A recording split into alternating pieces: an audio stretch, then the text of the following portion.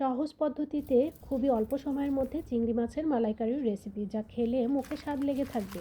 মাছগুলো আগে থেকেই কেটে পরিষ্কার করে ধুয়ে পরিমাণ মতো লবণ হলুদ মেখে নিতে হবে। শাইলাস কিচেন্স বিডি থেকে স্বাগত। এবার একটি পাত্রে পর্যাপ্ত পরিমাণ রান্নার তেল দিয়ে ওর উপর সঙ্গে দিয়ে দিব হলুদের গুঁড়ি পরিমাণ মতো, রসুন বাটা, সঙ্গে দিব পেঁয়াজ বাটা। পেঁয়াজ বাটার পরিমাণটা একটু বেশি দিতে হবে। সঙ্গে দিব জিরা বাটা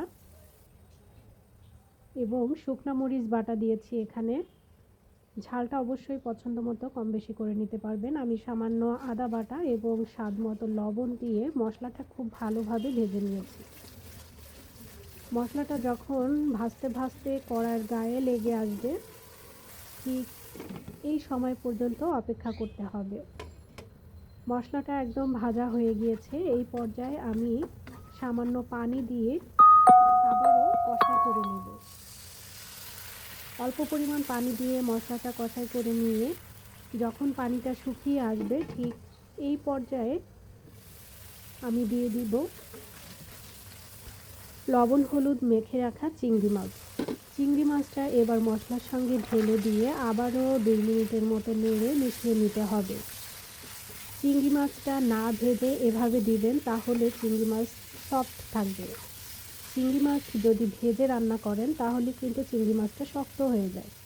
চিংড়ি মাছটা ভেজে নিয়ে এবার আমি দিয়ে দিচ্ছি নারকেলের দুধ। অবশ্যই আগে এটা রেডি করে রাখতে হবে, দুধটা বের করে নিতে হবে নারকেলের। সঙ্গে 1 চা চামচ পরিমাণ চিনি দিয়ে দিচ্ছি। এবার খুব ভালোভাবে নেড়ে ঢাকনা দিয়ে অপেক্ষা করব জাল হওয়া পর্যন্ত। যখন পানিতে জাল উঠে আসবে, ঠিক এই সময় ঢাকনাটা উঠিয়ে আবারও একটু নেড়ে মিশিয়ে নিতে হবে। সঙ্গে দিয়ে দিব গরম মশলার গুঁড়ি।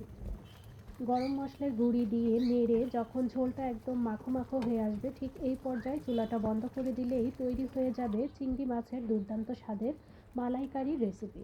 আশা করছি ভিডিওটি ভালো লেগেছে। এতক্ষণ যারা সঙ্গে ছিলেন সকলকে ধন্যবাদ জানিয়ে শেষ করছি। আল্লাহ হাফেজ।